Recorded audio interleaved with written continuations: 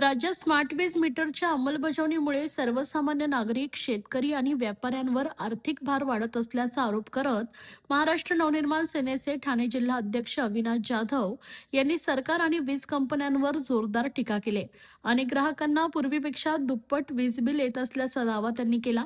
ज्यांचं 2,000 रुपये बिल येत होतं त्यांना आता 4,000, 12,000 अशी बिल येत आहेत. 10,000 रुपये पगार असलेल्या व्यक्तीला 12,000 रुपयांचंच वीज बिल येत असेल. 10,000 रुपये पगार असलेल्या व्यक्तीला 12,000 रुपयांचं वीज बिल येत असेल तर त्यानं घर चालवायचं की वीज बिल भरायचं, असा सवाल जाधव यांनी उपस्थित केला. स्मार्ट मीटरमुळे जनतेला फायदा होण्याऐवजी वीज कंपन्या आणि काही मोठ्या उद्योग समूहांनाच लाभ होत असल्याचा आरोपही त्यांनी केला. स्मार्ट मीटर विरोधात आतापर्यंत सुमारे 3 लाख तक्रारी दाखल झाल्याचा दावा करत लोकांचा स्पष्ट विरोध असलेल्या योजना जबरदस्तीने राबवू नयेत, असं त्यांनी सांगितलंय. नागरिकांच्या संमतीशिवाय मीटर बदलू नयेत अशी देखील मागणी केली. स्मार्ट मीटर बसवण्याची सक्ती सुरूच राहिली किंवा वाढीव वीज बिलाचा प्रश्न न सुटल्यास महाराष्ट्र नवनिर्माण सेना राज्यभर तीव्र आंदोलन छेडेल, असा इशारा देखील अविनाश जाधव यांनी दिलाय.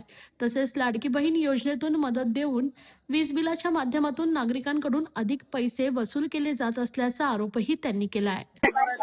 तुम्ही जर अख्ख्या महाराष्ट्रात फिराल तर शेतकरी असतील, व्यापारी असतील, सगळ्यांचं मत असं आहे, माझं स्वतःचं देखील, कारण या महिन्यात मला देखील लाईटचं बिल डबल आलेलं आहे. जर कुठल्याही घरात गेलात आणि स्मार्ट मीटर लावल्याच्या नंतर झालं काय, तर ज्याला 2,000 रुपये बिल येत होता त्याला 4,000 रुपये बिल यायला लागलं, ज्याला 5,000 रुपये बिल येत होतं त्याला 10,000 रुपये बिल यायला लागलं, ज्याला 10,000 रुपये बिल यायचं ज्या व्यापाऱ्याला त्याला 20,000 रुपये बिल यायला लागलं. मला कळलं नाही की स्मार्ट मीटरचा अर्थ काय. स्मार्ट म्हणजे काय, तर आमचा फायदा झाला पाहिजे ना, काहीतरी नवीन घेऊन आला, त्या टेक्नॉलॉजीचा लोकांना उपयोग झाला. इथे सरकारला उपयोग होतोय, सरकारच्या नावावर व्यापाऱ्यांना उपयोग होतोय, अदानीला उपयोग होतोय, इतर वीज कंपन्यांना याचा सगळ्याचा उपयोग होतोय.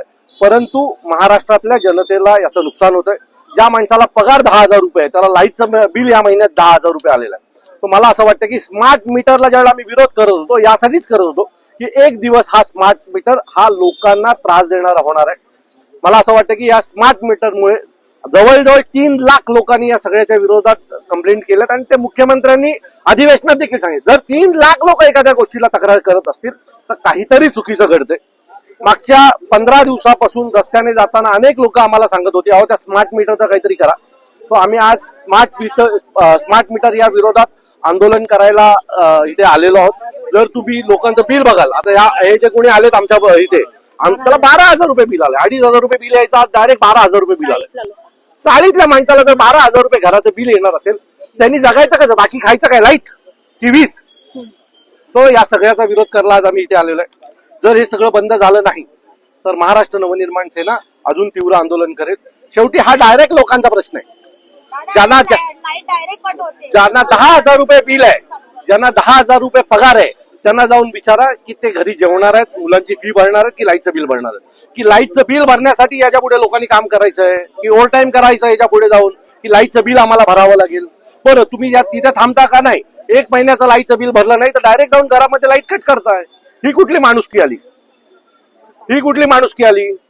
तुम्ही न सांगता लोकांचे जर मीटर काढणार असाल, लाईट कापणार असतील तर या सगळ्यांना विरोध होईल. याच्या पुढे जर कोणाच्या घरात जाऊन मीटर कापण्याचा प्रयत्न केला तर जो कोणी तिथे जाईल, जो कोणी अधिकारी तिथे जाईल, त्याला महाराष्ट्र नवनिर्माण सेना धडा शिकवेल.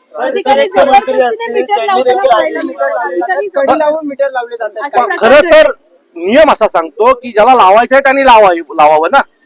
सो हे बळजबरी मीटर लावायचं काम काय, टार्गेट दिलं जातं. ही मुलं मला त्या दिवशी येऊन भेटली, जी मीटर लावतात ती मुलं मला काही दिवसापूर्वी येऊन भेटली होती आणि त्याने आम्हाला सांगितलं, अधिकारी आम्हाला टार्गेट देतात की दिवसाला एवढं काम झालंच पाहिजे. तर अधिकाऱ्यांनी काय कंपन्यांच्या सुपाऱ्या घेतल्यात का टार्गेट द्यायला? सो बळजबरी पण जिथे कुठे लावत असतील तर त्याने महाराष्ट्र नवनिर्माण सेनेच्या कार्यालयाशी संपर्क साधा. खात्रीने सांगतो की तो मीटर बदलला जाणार नाही, माणूस बदलला जाईल. विजय थलपती जसं त्याच्या राज्यामध्ये करून दाखवलं, का वाटतं राज्याचे आपले मुख्यमंत्री हा व्यापारी आहे, तो हे ही सगळी व्यापारी संघटना आहे. यांना लोकांची काही घेणं देणं. आता एवढी जर लोक महाराष्ट्रभर विरोध, 3 लाख तक्रारी आल्या, ते स्वतः म्हणतात 3 लाख लोक कमी होतात का? माझं मत आहे की या सगळ्या लोकांचा विरोध आहे ना, लोकांना ज्या गोष्टीचा विरोध आहे ती गोष्ट करू नका. बळजबरी आमच्यावर प्रत्येक गोष्ट का लागताय? म्हणजे निवडणुका आल्या की लाडकी बहीण सारखी एखादी योजना आणायची आणि नंतर त्या 1,500 रुपये त्या बाईला द्यायचे आणि लाईटच्या बिलाच्या रूपाने तिच्याकडनं 10,000 रुपये काढायचे. हे कसले भाऊ, हे लुख्खे भाऊ आहेत सगळे. हाय खुशी, हाय निकिता, तूने आफ्टर 12 कौन सी स्ट्रीम में एडमिशन लिया है? मुझे हेल्थ केयर फील्ड में करियर तो बनाना है, लेकिन मुझे समझ में नहीं आ रहा मैं कौन सा कोर्स लूँ। खुशी, अभिनव इंस्टीट्यूट का GNM नर्सिंग कोर्स परफेक्ट है. ये महाराष्ट्र नर्सिंग काउंसिल एफिलिएटेड है. सिर्फ थ्योरी है या प्रैक्टिकल भी है?